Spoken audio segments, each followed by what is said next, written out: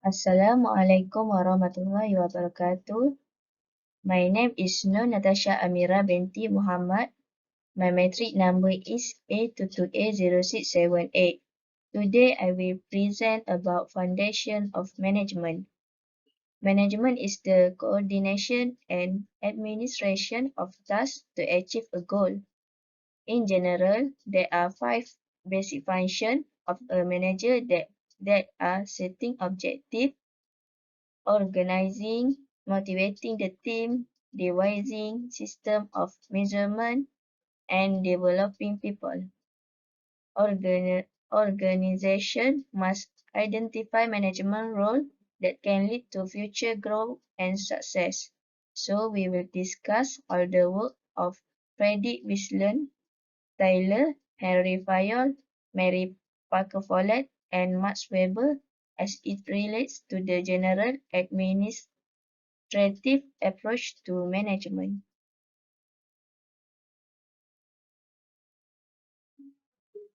The first person that has built a theory about management is Frederick Winston Taylor. Taylor was a mechanical engineer who was primarily interested in the type of work done in factories and mechanical shops. Taylor was born in Philadelphia, Pennsylvania on March 20, 1856 and died there at the age of 64. He introduced his theory of time and motion study to the Midwell plan. This theory formed the basis of his subsequent theory of management science. Taylor was a highly creative individual with more than 40 patents filed under his name. However, his interest in time and motion study caused him to leave Midwell in 1890 to become general manager of the manufacturing investment company. There are 4 theories and concepts of management that introduced by Frederick Winston Taylor. The first theory is develop a science for each element of work. When Taylor spoke of developing a science for each element of work, he means that management should gather objective data on work, perform experiments, and standardize policies and procedures based on the result of the experiment. Taylor would select potential laborers to perform the assigned task, pay them additional wage, and examine and test them carefully to ensure that they are performing their tasks.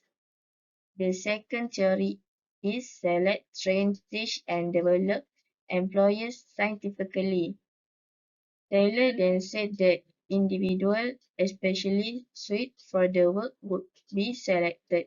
Regarding training and development, if an employee is not performing well, Taylor believed that the employee should be cut and helped until the employee performance improved. Taylor recommended a gradual implementation in employment cooperates with employees. He introduced a first-class worker concept to set the standard for what a worker should be able to produce in a set period of time. Taylor also believed that management and labor should cooperate and work together to meet goals. Taylor breaks down each job into component parts, timing each element, and rearranging the parts into the most efficient method of working. Divide work and responsibilities. According to Taylor, scientific management is more effective because it is impossible for an employee to do 2 jobs at the same time and place.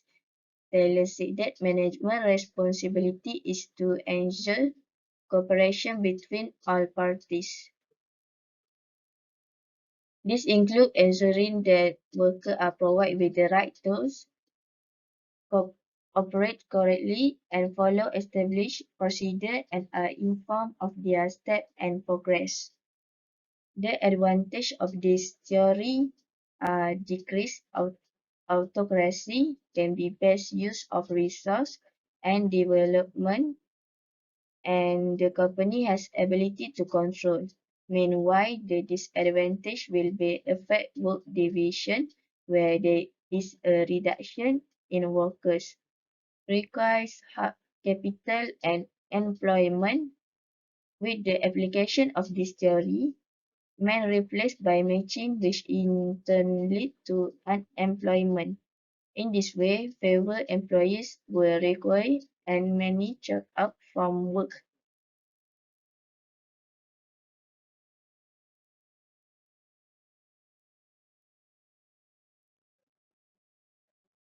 The next person is Henry Fayol, the founder of the School of Administrative Management. Julius Henry Fayol was born in Galata, Ottoman Empire, and raised in France. He worked as a mining engineer for Bourgeois Rainbow, eventually becoming managing director in 1888 and saving the company from bankruptcy. He began gathering attention after publishing his theories in a 1098 paper, and his work culminated in the world-famous book. The title of the book is General and Industrial Management.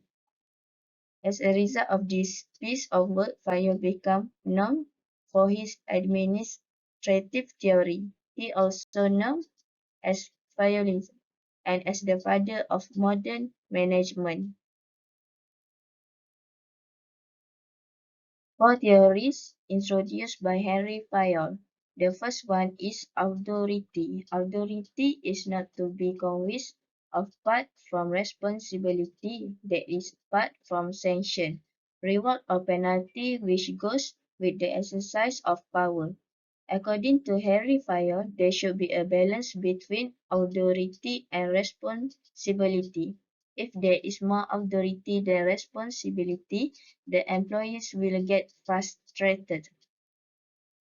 Discipline. Fayol states that any problem with discipline mostly results from the inaptitude of the leaders. Agreement between management and personnel should be clear and, as far as possible, afford satisfaction to both sides. The third one is unity of direction. This principle states that the work to be done should be well organized so that employees work harmoniously to achieve the same objective using a plan under direction of one manager.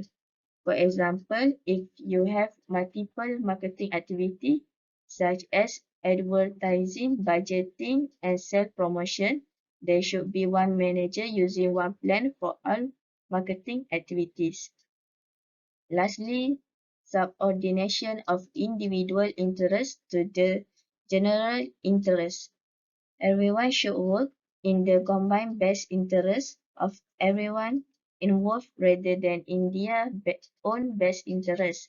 Managers can influence positive behavior through firmness and give a good example. Agreement as far as is possible and constant supervision. The advantage of this theory are focused on the prioritization of general interest over the public interest. Next, the administrative theory by Fayol focus on the getting the best out of every employee. Fayol administrative principles state that non-monetary principles also play a major role in the process of employee motivation. Meanwhile, the disadvantage of this theory are its principles are outdated and are not always applicable to modern organizations. Another point of disadvantage is the fact that this theory follows traditional rules and regulations. Modern organizations face issue which not can be sufficiently resolved using these old theories.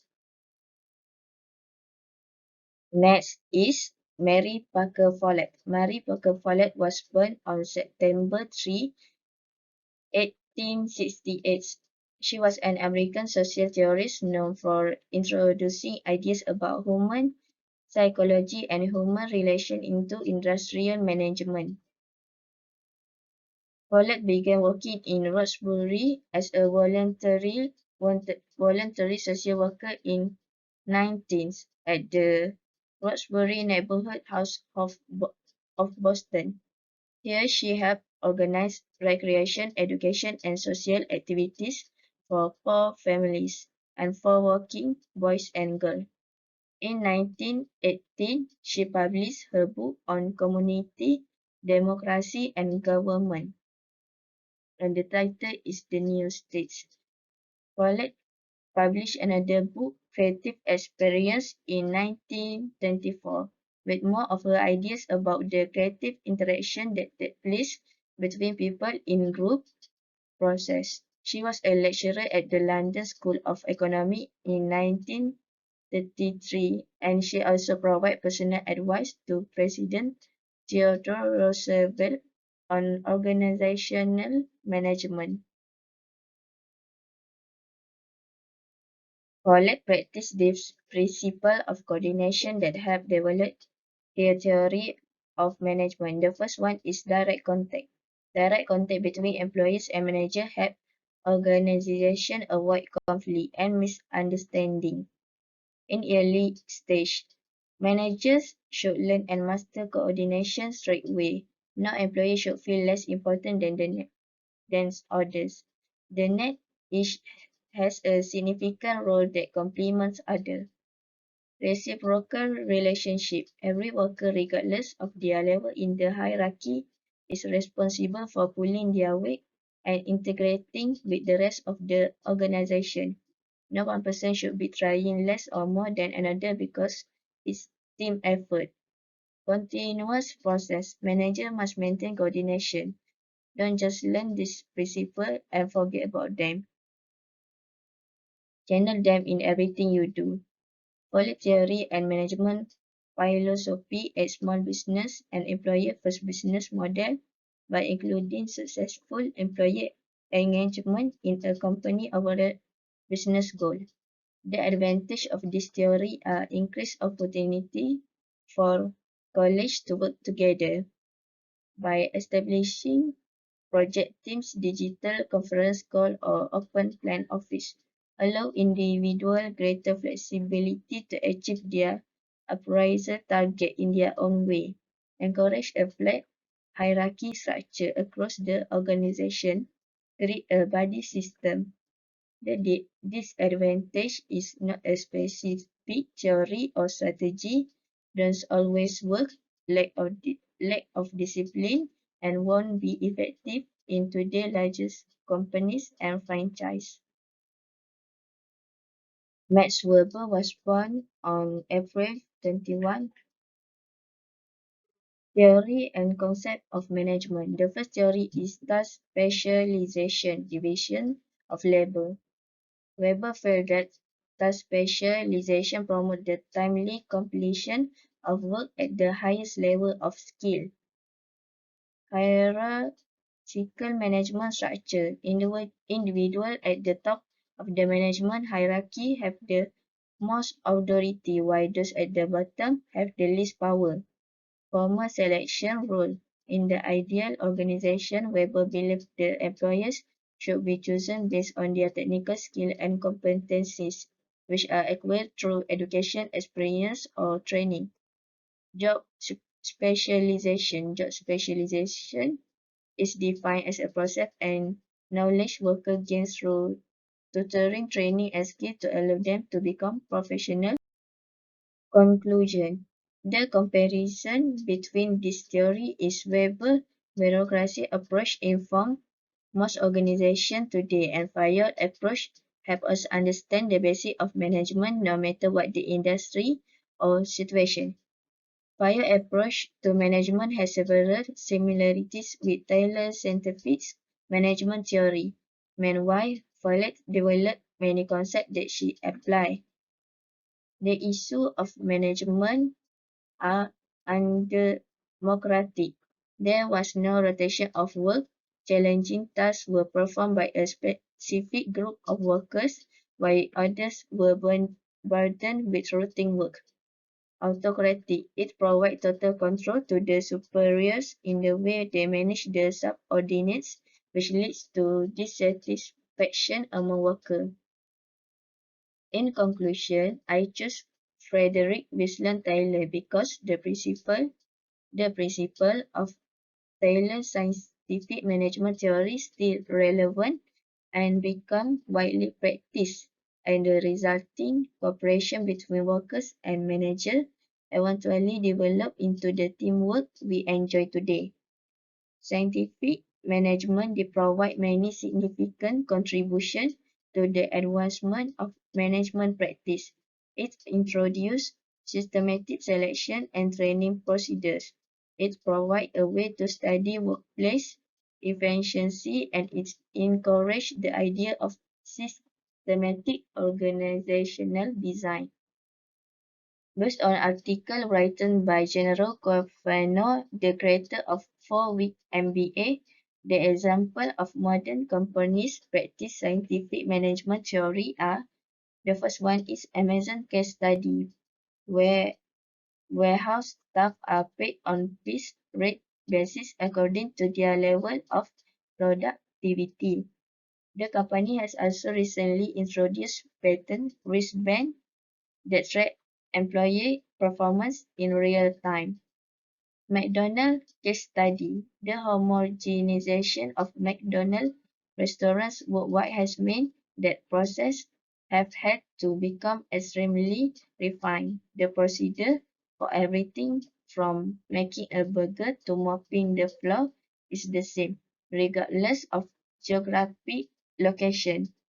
These processes are ultra efficient and are broken down into actionable steps, which is a core component of Taylorism. That's all from me. Thank you.